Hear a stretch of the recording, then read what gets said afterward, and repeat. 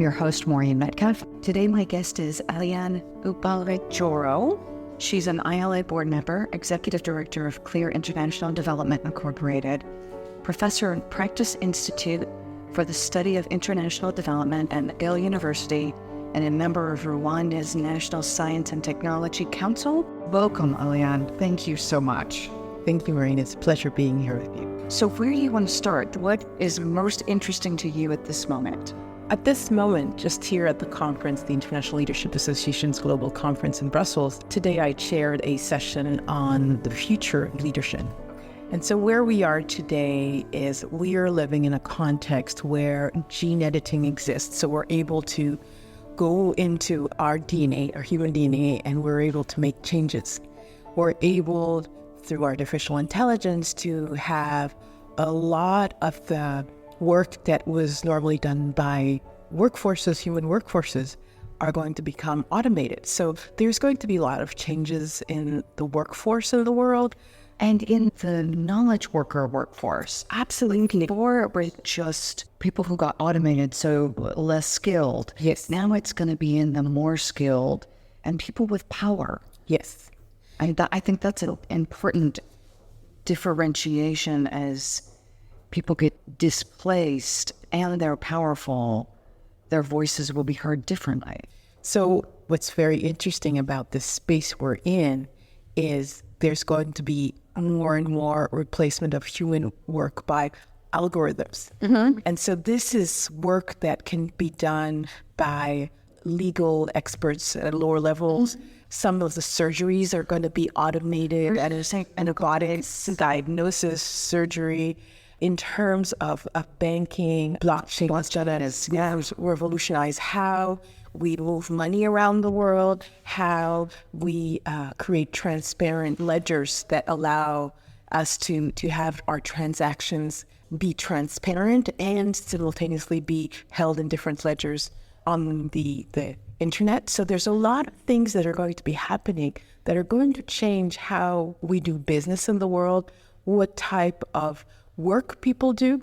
And as these areas of technology, which is really the fourth industrial revolution, take more and more space, it's also how is that going to change the dynamics between emerging countries in the world, powerful countries? And so how do we prepare the workforce of the planet for these changes? So in 2050, between now and 2050, 50% of the births in the world are going to happen in Africa. Right now, Africa has about 1 billion people. And by 2050, that's going to reach around 2.6 billion. So how do we prepare for that workforce? How do we ensure that people will have work or quality of life where they are, that we're going to be limiting forced migrations related to poverty? And how do we... Food accessibility, food accessibility. How do we ensure that people have access to food, to water, to energy, to housing? And how do we do that in sustainable ways? How do we harness the renewable technologies that we have today, fuel cells, solar, all sorts of new technologies that will allow us to have life cycles of the chemicals that we use or how we use energy? How do we allow cradle-to-cradle manufacturing, so ensuring that instead of going to get more natural resources out of the earth, we use the ones we have more effectively and reuse them and Use them, yeah. And so this idea of the circular economy, so there is no waste. So what we do, we use, and then we repurpose and we bring back into the economy. And how do we ensure that what we use from our biodiversity, from the natural world, that we really have cycles where there is a minimum of waste or no waste at all, and we go from food production to production of organic fertilizers, and we allow cycles that are producing more food for the planet, but also higher quality food, less use of chemicals and pesticides. So how do we optimize the system? If we look at the second exporter of food in the world is Holland. And Holland is one of the smallest countries in the world. It has about 1.2 thousand people per square kilometer. So it's a very densely populated country. And yet they're still growing that much food. Yet For the sport. And they're doing sustainably. They're using solar-powered greenhouses, and they're also looking at energy from all sorts of other renewable sources of energy. So waste energy production, getting energy from heat sources below ground. So there's a lot of geothermal energy. And so how do we, in the 21st century, have economies that will have a neutral carbon footprint or a positive carbon footprint? So the way we innovate, the way we consciously build and grow businesses in the 21st century is really critical to how humanity is going to survive in this century. And it's going to be really important in terms of the power dynamics, access to water around the world, access to land around the world, and how we consciously lead for peace. I love that last component because we talk about just basic survival. Yes. The Maslow food stuff. And yet here at the ILA conference, there's a big focus on leading for peace. Yes. And that's a conversation that I don't hear much in my business community environment. We all talk about politics, but there hasn't yet in the circles I've traveled. And so I'm sure there are other people talking more about this, but a lot less about what practices do we take on, each of us, such that we're creating a world in which our children aren't shipped off to war. Yes. And so it's really about how do we consciously work, live in families, in organizations, in communities where we are having a purpose-driven mission, where we have respect for life, for the planet, for humanity, for others, and we are doing that with the most compassion possible. One of the issues that we've seen around the world in the last 12 months, there's been amazing, really powerful climate incidents. There's been flooding all over the world. We've had hurricanes. It's been a very traumatic year in terms of climate incidents. And what we're realizing is there is nothing we can do to protect ourselves unless we're protecting each other globally. So that gets to the conversation about interconnectedness. Yes. That it's so easy for each of us to be so focused on our own personal lives. I go to work, that's stressful. I take care of if I have children and a spouse, I'm doing all of the things associated with providing for their health and safety and education and entertainment, that they're going to play sports and just providing a healthy environment. And for most people, there's not much left. So the conversations, again, are often not other than to point out that there was a earthquake in Mexico and I hope they're okay. And sometimes we send money. There isn't a lot of sense of the interconnectedness that I am making decisions with the quote other in mind when other is on the other side of the planet. And what's really interesting about that is every day we make economic choices. We choose what we're going to buy, which companies we're going to buy from, and that has consequences locally and globally. And so if we all as consumers can use to be conscious buyers, conscious consumers, we can promote economies where we're really helping companies that are having the greatest benefit locally and globally be the leaders economically that are going to help us globally advance the interconnectedness in the most positive way. And in some cases, that's as simple as going to fair trade stores. Yes. Or buying a fair trade product in a big box store. So it can be simple as that. Some countries, and now there are different apps that are available that actually allow you to look at the footprint of the companies you buy from, to look at how sustainable they are, to look at how much social good they're involved in. So it's interesting the amount of information now available in terms of, for consumers, in terms of the decisions we make. And we may think this doesn't matter, but it matters greatly. When we think about a couple of years ago when the Ebola crisis happened, and there was this idea, this is in Africa.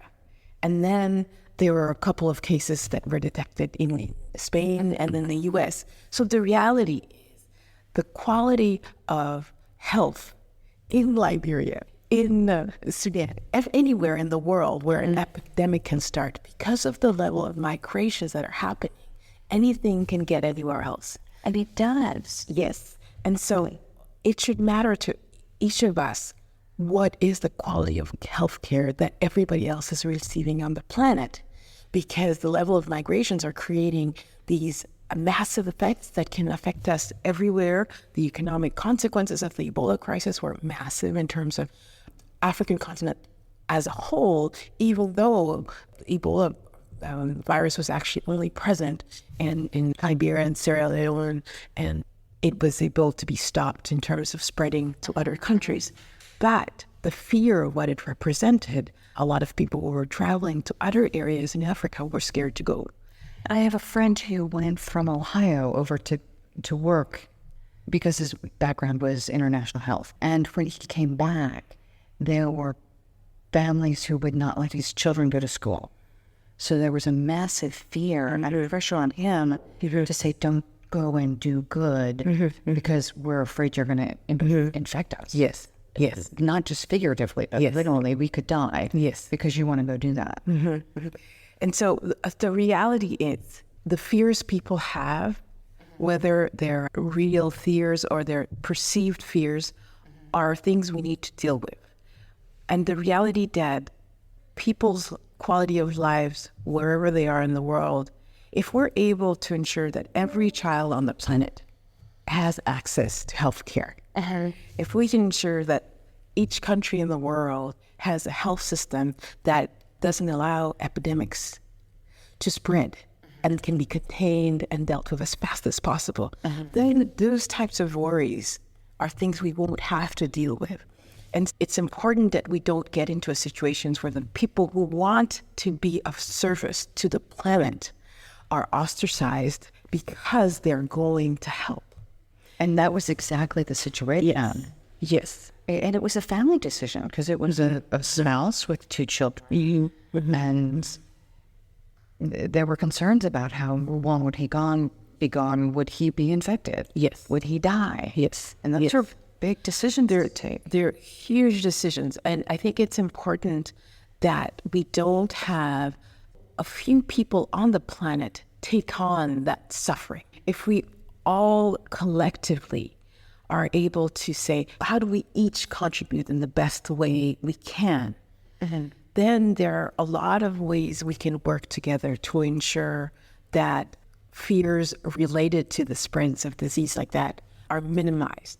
Then we can ensure that the people locally can organize so that they're able to contain disease, that they have the proper equipment to prevent the spread.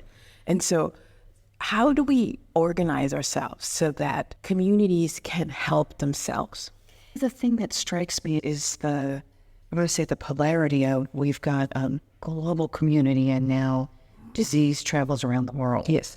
And so is there a global decision making? And yet what happens in a small community in Sudan or Columbus, Ohio or Addis Ababa, they want to make decisions for themselves as well. Yes. And some organization on high shouldn't dictate. And yet it seems like we need a orientation toward both, that we as a global community have some sort of guidelines and that local areas implement them in a way that is practical. So one of the simple things is, how are we designing cities to maximize health?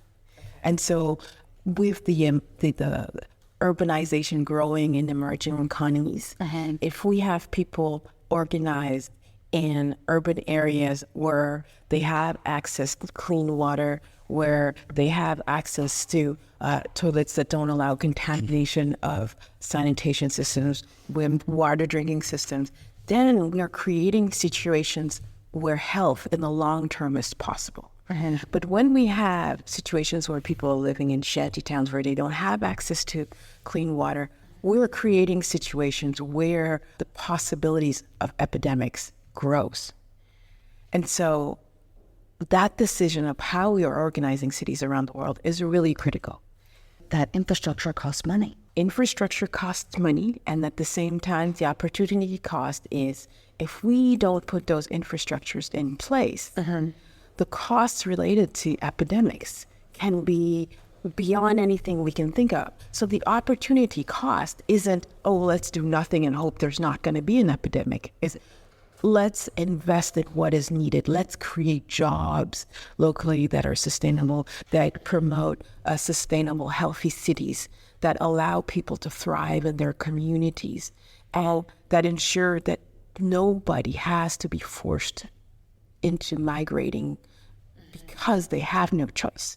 Especially as you talk about the dramatic increase in population on the African continent in some areas, I presume, that are not yet highly developed, and basic sewer structures and physical infrastructure is not yet present to support that population growth. Now, maybe it shouldn't be because it hasn't grown, but that investment, and then again, we get into the question of global community and where does the money come from?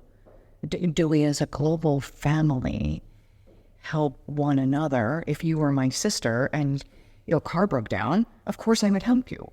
And yet, if I don't have enough food on the table, I'm going to struggle to help you. So again, it's a polarity of, do we define other, and how do we define who's in our tribe? How do we expand the definition of my people? Yes. One of the exciting things about the 21st century and the interconnectedness we have is that there is a growth of impact investment, of social responsible investments, of conscious capitalism. And so there are networks, there are financial instruments today that can help us rethink how we invest, why we invest, and the types of return we get on those investments so that we are helping a healthier world for our children, our grandchildren, our great-grandchildren. And what is very exciting to me about this is if we look at Africa, 60% of the arable land on the planet that isn't being used for agriculture is in Africa. So if we were able to have sustainable ecological food production in Africa, looking with support with the types of technology being used in Holland, for example, right now, Wageningen University, which is a very important agriculture university in Holland, is actually helping all sorts of research institutes around the world promote sustainable, productive agriculture. So if we can increase partnerships for good around the world, we can have productive economies that are creating jobs for people, that are bringing dignity to communities, and at the same time, we can design the rural and urban areas of the future to be areas where people were going to live and thrive. But there is a level of consciousness to achieve this that we need to attain that isn't there yet at scale. So let me play back what I'm hearing. So we can point to some of the trends. Yes. Not with 100% accuracy, at least trend-wise. So we know how jobs will flow, we know where people will be born, and we know the deficit between what currently exists and what will be required. So number of houses, volume of food. And so then it tells us that if we planned in this world, that there would be a way to look forward, identify the gap, and potentially fill the gap as a global community through, in some cases, things that already exist. So conscious leadership, conscious investment, solid leadership. But the definition of leadership has to change. The mindset has to change.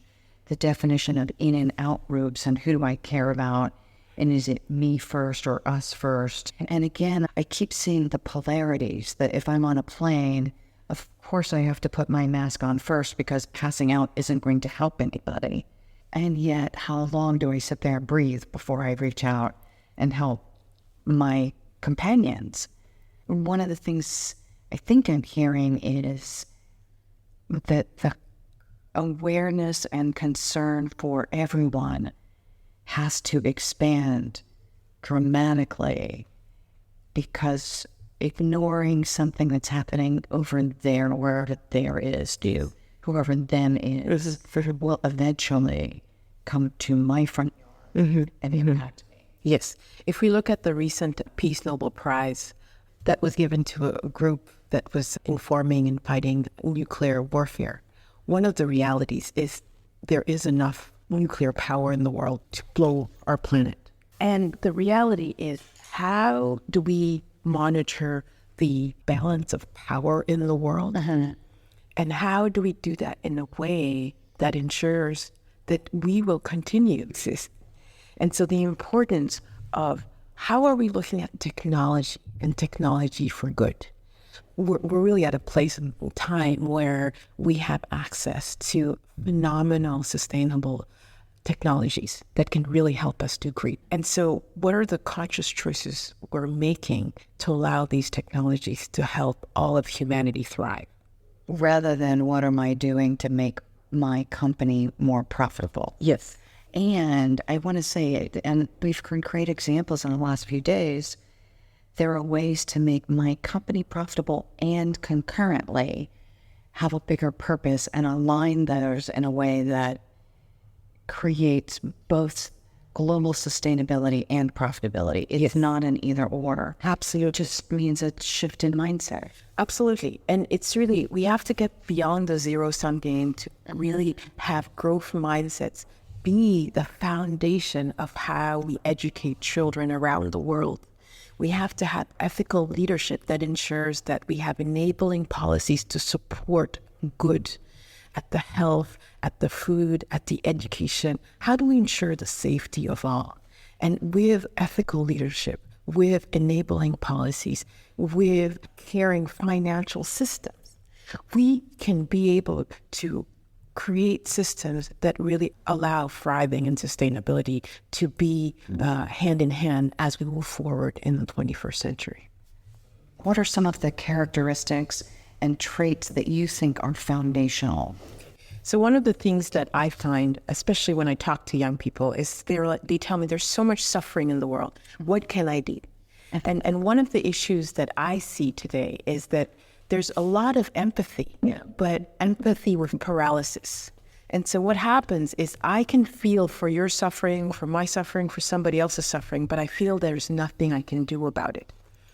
And so one of the things that is really essential in this 21st century is to grow our level of compassion. So the idea that I can hold suffering, but I can hold that suffering in a space of compassion that is much larger than the suffering. So you've used the word empathy and compassion, and those are different. Yes. So can you explain to our listeners what's the distinction and how do they play out? Okay, so Matthew Ricard, who's a French Buddhist monk who's also a molecular geneticist, has a great book called On Altruism. And one of the things he talks about is this idea that we get fatigue, empathy fatigue. And we live in times where we see more and more burnout in work environments. And what happens around that is that people see a lot of things, feel a lot of the pain, but feel that they feel powerless to do anything about it in the systems they're in. And that's pervasive in our workplace, Absolutely. but also as we're watching politics. Amazing. Absolutely. And so one of the things around that, and there's more and more research in the neurobiology of compassion that is showing that what actually happens in our body when we are holding solely empathy is that our energy is drained. But when we're able to hold suffering in a space of loving kindness, when we're able to be in a space of non-judgment and really bless what we're thinking of, send messages of love, and hold a space of grace, we're able to recharge our bodies. And boy, is that hard to do.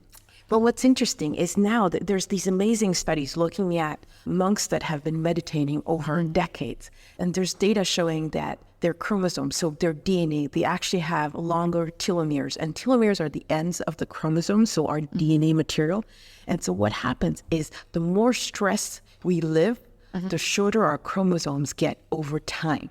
And our brain is also impacted, right? Absolutely. So one of the things that happens, for example, children who receive attention and who are read books will actually have more neural networks. So they will have greater capacity to learn compared to children who don't get talked to, who don't get read to. So there are so many ways we can promote health, we can promote learning, we can promote an openness to creativity, to adaptability, to agility. And those are all necessary skill sets in the 21st century. Okay, also as an adult, Yes. if I meditate, so I may have missed the boat because my parents didn't read to me. Or, actually, I was quite fortunate. So they didn't read to me, and but I'm here. Yes. And I had the opportunity to change my physiology. Absolutely. By meditating. So one of the things we're seeing more and is realizing that we have plasticity. So our bodies, our minds, our neurons, that we have this capacity to rejuvenate our system. And I want to say not only rejuvenate, but strengthen. Absolutely. Frontal cortex. Yes. Where cognition happens, complex thinking happens. Absolutely. And we do it not necessarily by thinking more, but by meditating, by holding a space of compassion, by living in a space of non-judgment. And it affects our biology. It affects the biology of the people we work with. It affects the community we live in. It affects our longevity. It affects the probability of getting disease or not. So there are amazing links we're seeing. We're seeing, for example, in terms of our gastrointestinal systems, we have more bacteria in our bodies, bacterial cells, than human cells. There's an area of research that looks at the microbiome. The microbiome looks at what is the flora, the microbial flora in our bodies. And if we're stressed, we have different types of microbes in our body. If we have cancer, we have different types of microbes in our bodies. If we have diabetes, we have different types of microbes in our body. How we create a space of health in our body, how we promote well-being in our body, will determine the quality of the microbiome we have. And the microbiome we have is connected to our neural system. Okay. And so that will determine the quality of our thinking, of our capacity for compassion, of our decision-making process. And so what we know today that may have seemed Pollyannish 50 years ago is that growing your level of compassion, of loving in this world actually improves your health. I think there are a lot of people who don't yet know that message. A traditional corporate culture where we still reward the superhero. I work harder, I work hard at work, then I go drink with my buds, and I may go home and take care of an ailing parent. There's no time for me. And I am proud of the fact that I can drink more and work more and behave like a superhero. And yet at the same time, I am physiologically damaging myself. One of the realities is when we are physiologically damaging ourselves, we become more reactive. It can take more time for certain people. It can be internalized and turn into disease. It can be externalized and turn into violence, toxic leadership, abusive leadership. But the manifestations will come out. And they have effects on ourselves, on our families, on our communities. And so this is why it is so critical today to really have a mindset that promotes well-being, that promotes interconnectedness, that is of service to a greater good. Because all of that is good for our own physiology, but is also really critical to navigating the level of change and turbulence we're living in the 21st century. So you just said something that really stands out, so I want to reiterate it and maybe put it in my own words. The idea of service to the greater good as a sense of purpose. So actually having a sense of purpose that's bigger than myself is also restorative. It's not that I'm going out there and doing nice stuff for those people. It's that helping others actually physiologically improves my well-being. Absolutely. Absolutely. And this is why this is an important message for us to realize, because this level of generosity that we can hold for each other will increase the level of good in the world, the level of joy in the world, the level of prosperity, and our capacity for envisioning sustainable systems. So back to the beginning of that. So by mindfulness, by consciousness, or whatever words we use, and I realize that different people will have different reactions to some of these words, from consciousness to mindfulness to meditation, and they imagine presence, walking around with a tambourine in an airport with a flower. And we're not talking about that. We're talking about very deliberate practices that are practical within every spiritual path. So you don't have to leave your church and go to the airport. No. My former husband, I think, was terrified that someday he would come home and I would be wearing an orange robe with my tambourine and flowers headed out to the airport, because I meditated. And it's not the case. I never did quit my job and start following something. What I did do is have a different sense of self and a greater capacity to do the work I did and do. And I've been doing this for 20 years. And I can say I feel like a very different person. Absolutely. And so let's tie that back, not make it about me, but that by having these practices and doing them as well as we can in busy lives, that then I have a better capacity to do the work I do and be of service to my family and my community and my work. Absolutely. It's global at this point. What we're realizing, we live in worlds where we have our gadgets, we have our electronics, technologies, workforce. There's so much changing. The level of anxiety will only keep increasing. And as that level of outside anxiety increases, having a level of inner calm becomes even more important. We can call it inner calm, we could call it emotional intelligence. And then so that capacity to hold more emotional intelligence allows us to be in systems where there's a lot of emotionality and be able to look at these systems in a wise, calm way that allows us to be decisive when we need to be decisive, to be creative when we need to be creative, allows us to work in collaborative leadership spaces in ways where our strengths can combine with other people's strengths and our egos don't get in the way. So it allows us to bring the best of ourselves, and at the same time, it allows us safety to be vulnerable and authentic. So others can say, hey, you have this strength, I have this strength. Let's bring them together. And because you're respecting my vulnerability and I'm respecting yours, we are getting an exchange to where we're both feeling that we're winning. And so it's how do we promote these spaces? Because the more turbulence there is in the world, the more emotional intelligence we want, the more authentic leadership we want, the more ethical leadership we want, and the more capacity for vision making and collaboration, and the more spaces where emergence is needed. There's chaos, there's insecurity, there's uncertainty. So we have to be able to, moment by moment, be able to adapt. So we need adaptive leadership. We need this capacity because the issues, the challenges, we were facing complex, wicked problems. And so they're not going to be solved through technical solutions. We're going to need adaptive solutions to look at them.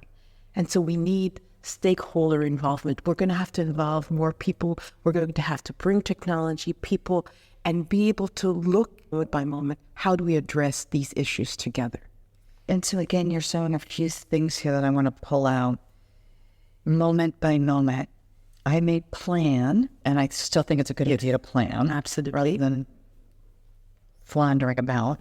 And yet, I have to be willing to adjust that plan and not have my ego attached to making changes. Yes. And in fact, the wicked problems require that I, as an individual, it's not technical. I just do a thing and change my mindset. Yes. To set back in and do a thing different than was even available to me in the past. Absolutely. And so the reality is we have to deal with people. We have to deal with tasks. So we have to be good at working with people. We have to meet our deadlines, but we have to have relationships where we're able to inspire people to accomplish what they need to accomplish so we can accomplish and focus on what we need to accomplish, and so we can effectively have our tasks met. And so that balance is needed. I cannot coerce you into doing something. The best way is for how do we respectfully work together towards attaining the goals we want. And so when we have systems where leaders inspire others to do great work and create systems where clarity of responsibilities of roles are there, or when systems are more emergent, people are able to listen, observe, and pay attention so that moment by moment, they can help each other figure out things, use their innovation and creativity to find new ways of doing things. And that balance is really important. So again, I'm going to restate, not that you didn't say it absolutely beautifully and I couldn't do it as effectively, but I hear that I need to change my inner thought process. My mindset, my way of seeing the world needs to continue to evolve, and I need a commitment to that, or I won't be able to do the things required. There are a few things in my world that are black and white, but that's a black and white. If I'm not evolving, my insides, my outsides won't meet the tasks at hand. I will be obsolete and doing damage in the process. Absolutely. So any day we don't have space for self-reflection is a day lost in terms of growth. And so that space of self-confidence, self-reflection, self-identity, the more that inner space is strong, the more we're able to handle the turbulence on the outside. And this is why having a growth mindset is so critical today, because that growth mindset allows us to see any obstacle, any failures as opportunities to grow our skills and not as a failure of who we are. Yeah, I missed the mark I set on a task. And often I did as good as one could do, given what we had. Or sometimes I'm tired and I just bollocks it up. And I get up and I keep going. Yes. And I do better next time. Absolutely. And that's critical to ethical leadership. Because when I think the only way I can get there is by cheating, by stealing, by doing something that is wrong or condemns others, that's because I have a fixed mindset and I believe that I have the capacity to do things in a creative way that includes the other. That gets to a point that so resonates. And again, it's something we don't talk about. We talk about humility, but I work with leaders in D360s, and there are some people who underestimate their ability. And that underestimating and lack of self-confidence means that there's a gap between what they can do and what they choose to do, because they feel inadequate to meet the task, even though they have the skills. Absolutely. Absolutely. And that's a huge problem, especially for women, because women may be absolutely competent, but their self-confidence will limit the opportunities they're willing to go after. There's a certain percentage that says that women will apply for jobs that they're 100 or 110% qualified for, and men will apply for jobs where they're 30% qualified for. And so what happens is over time, men will stretch themselves more and grow more. And women, because of that search for safety, won't have that capacity to grow. So one of the things that is really critical for women and girls, and especially as mothers, as sisters, aunts, godmothers, is how do we encourage girls to stretch? Because when we're able to do that, we build our self-confidence. Biologically, if we are wired to keep our children safe, then we will be less risky. Absolutely. Than men who are wired to go out and conquer when they have to take more risks. So we're overcoming physiology again. Definitely. But with plasticity, you can rewire, and this rewiring is really critical. It's really critical, especially with this fourth industrial revolution, where there's going to be needs for more and more technologically trained people, and we want women at these spaces because we want women to bring their innovation and creativity to these spaces, because often when women go into technology, they will use technology to be of service to greater good. They just won't use it just to produce more video games. So the importance of having half of the world contribute their intelligence, their emotional intelligence, their IQs, their capacity for compassion to bringing new solutions to the wicked challenges we have in the 21st century is imperative. We have to do it. I love that. We have to do it, and yet we have to, again, in some ways, rewire our brain. Yes. So that we are up to the task. Absolutely. If we think about it, whatever all of the technological tools we have, there's updates. There's constant updates. Yeah, it's refresh. So why is it that we think if those tools that are more basic do it, why shouldn't we need to do it? You know, the other population we hadn't talked about is those people who are aging. Yes. So back to the refresh idea. If you and I are going to live to be 100, Yes. then we have more productive work years ahead of us than behind us, which is not what I was taught. You work till you get to retire and enjoy. And I assumed that was somewhere around 60. Now that may be somewhere around 80 or 90. And so how do we help folks to continue, assuming people are remaining healthy, which we've already talked about, how do we take on that growth mindset and assume that has to be our mindset into our 80s and 90s? I worked with a client recently who said, I'm 55, you can't teach an old dog new tricks. And my response was, how many years do you want to work? Because with that attitude, you should be planning your retirement party now. So one of the things that's really clear in terms of the plasticity of our brain or our cells is the more we stretch ourselves, the more we rejuvenate. And so the quality of life we're going to have, if we're going to live longer, will be proportional to the level of effort we put in today. And so one of the things is we have to become lifelong learners. We talk about learning organizations, but really as individuals, we have to be lifelong learners. I want to caveat that. I absolutely agree. Maybe I'm expanding the definition of learning. So we talked about meditation, Yes, being one of the mechanisms, reflection and looking at where am I excelling and where am I not. There's traditional learning, and then there are the disorienting dilemmas.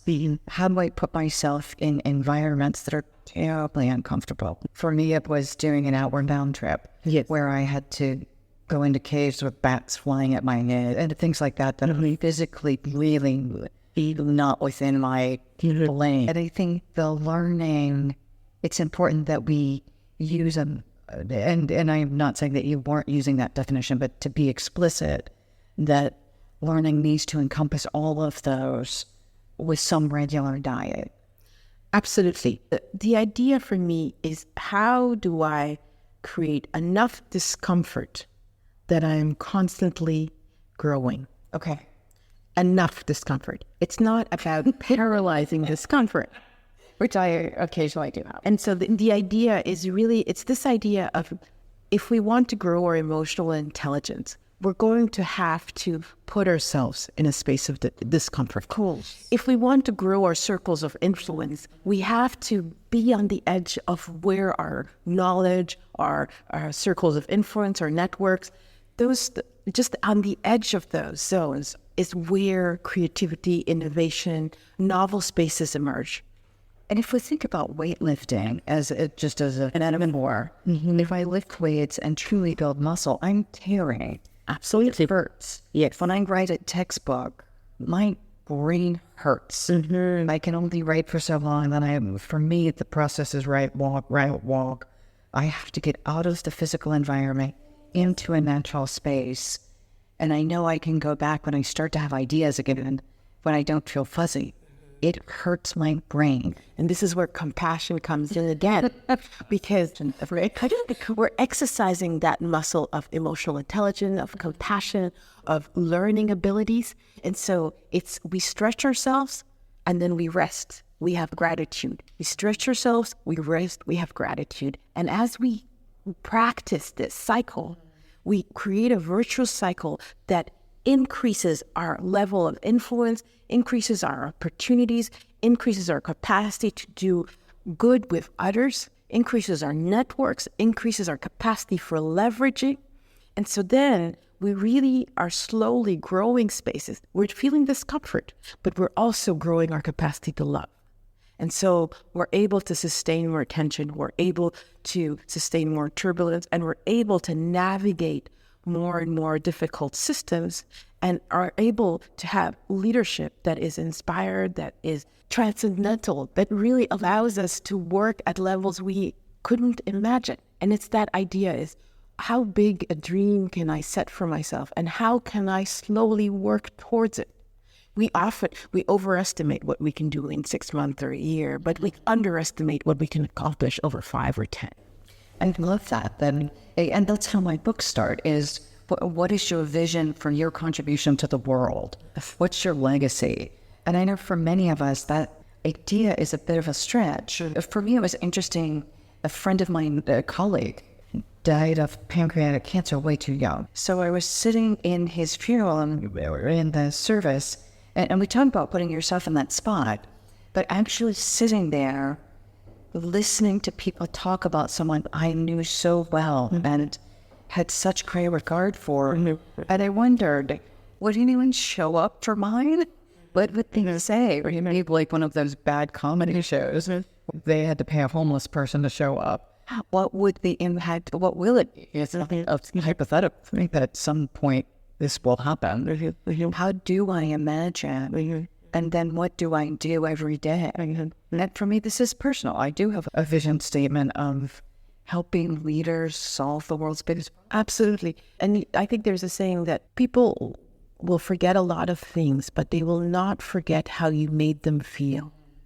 And we've talked about physiology, so we know that there's an effect at the cellular level in terms of our DNA. There's a space called epigenetics, or DNA methylation, where we know that our environmental stress has an influence on our DNA. And so what we know is how we make ourselves feel and how we make others feel will be remembered. And it will be remembered on a DNA level, and it will be remembered on an emotional level. And so our leadership legacy is there at all of these levels. And it's our choice to decide what is we want it to be. And as a closing comment, I want to say thank you, because I get crying. For our listeners, what you don't know is this is the second time we've recorded this interview, because I had a technical issue that was completely my fault. At the level of grace that you demonstrated in being willing to give yet another hour at a conference that's incredibly busy, where you're a board member and trying to make things happen, is touching. Thank you. Thank you. Thank you. Thank you. Thank you for what you're doing for the world, for building greater leadership for good. Thank you, Maureen. As we close, how would people reach you? They can reach me on LinkedIn. My profile's on LinkedIn. I have Twitter account. I have a number of videos on YouTube where I talk about leadership. I have a TEDx talk. I have a number of book chapters on leadership. So I'm out there. There's a lot of information out there, and I'm continuing to do more work and to share what I learn along the way. So I plan to continue to contribute. Thank you. So basically, Google you. Absolutely.